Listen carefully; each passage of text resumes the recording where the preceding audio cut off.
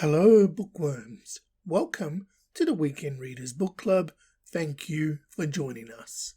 In this episode, we are discussing the sci-fi classic novel that was released in 1963.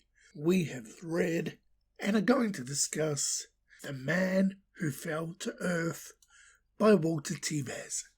Now, The Man Who Fell to Earth is a simple story about one Thomas Newton, an alien from outer space, who comes to Earth, takes on human forms, and decides to live with the people.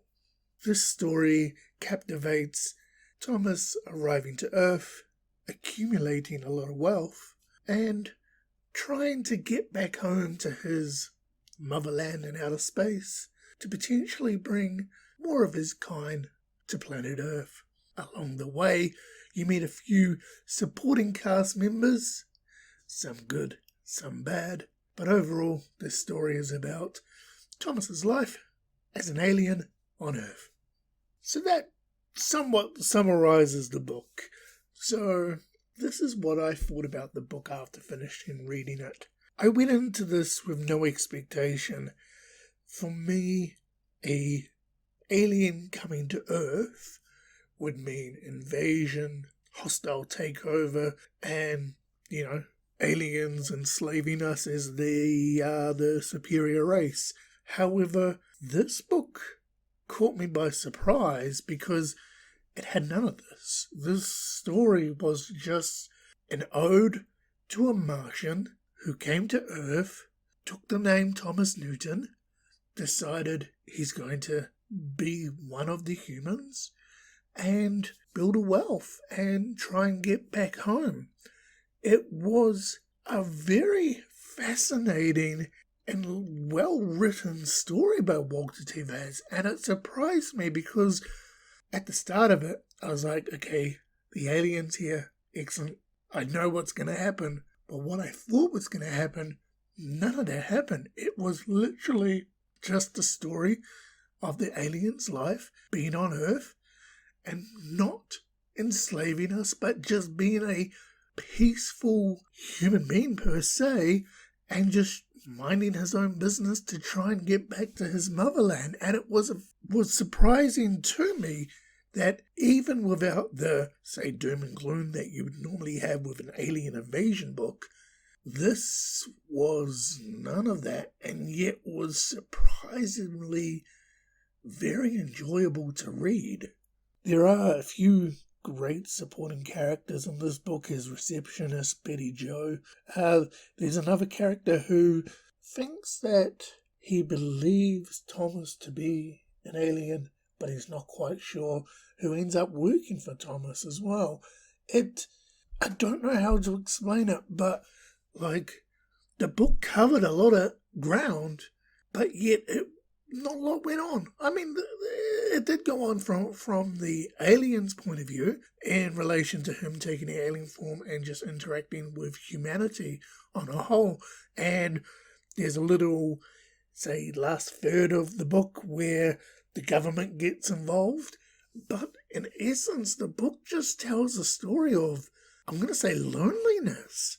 Because how it ends, it's sad, but understandable based on the situation of what's gone on with Thomas being here on Earth. And it's that old saying, money can't buy happiness, because by the end of the book, Thomas has got a truckload of money, but yet still finds himself unhappy. As I said, I was very surprised by this book because it was not what I was expecting. And in doing so, the story that Walter Tevis does with Thomas Newton the alien and his interactions with humanity, I thoroughly enjoyed this. The way he captivated what an alien potentially would be going through and how he would deal with that. I mean, spoiler alert, the alien decides to somewhat become an alcoholic, but to a degree, alcohol doesn't have an effect on him. So, in essence, he's just drinking for the sake of drinking because he's bored. It was very well written and it captivated my attention straight off the bat after reading it and after going, oh, this isn't what I thought it was going to be, because I had that pretense that, oh, okay, this is an alien invasion book. Now, the question is, after reading this book, that I thoroughly did enjoy, will this book be going onto my bookshelf? And I can tell you, yes, it is, but I would have to put it in one of the top 10 books that I've actually read, because I walked away from this going, holy crap, like, this is a sci-fi book. It's about an alien that comes to Earth, but in essence, the story, you can swap the alien out with another human being, and it tells a similar story, but just he's not from a different planet, he's from the other side of the world. It's a story about loneliness and finding something or someone. Yeah, this book was amazing. And I'm going to take my hat off to Walter Tevis.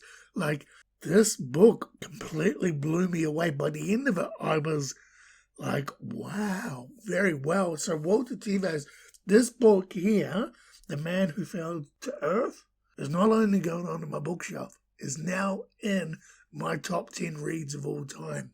Thank you. This is such an awesome read.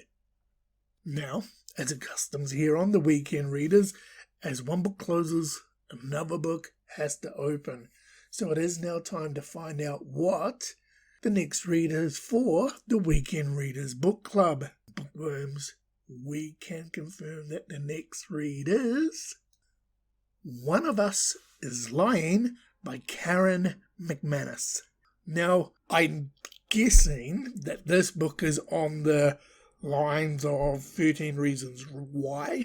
It's a young adult novel book, so I'm intrigued to see what this story is like. But yes, One of Us is Lying by Karen McManus is the Weekend Readers' the next read. So Bookworms, that was our discussion about The Man Who Fell to Earth by Walter Tevis. A book that I thoroughly enjoyed, a book that blew me away, a book that is now in my top 10 of all time that I've read. Very interesting read because it's sci-fi, but it's not sci-fi. It's alien, but it's not alien invasion. It's just a great story, captivating an alien coming to Earth and living among us. So yes, thank you very much, Walter Tevis, for writing that book, because it was such an awesome read that I thoroughly enjoyed. Now, you can feel free to follow us or engage with us if you wish. We are on Instagram, Weekend Readers Book Club, or even on YouTube and wherever you find your podcasts, via The Weekend Readers. Until next time, thank you for joining us, and Bookworms, happy reading.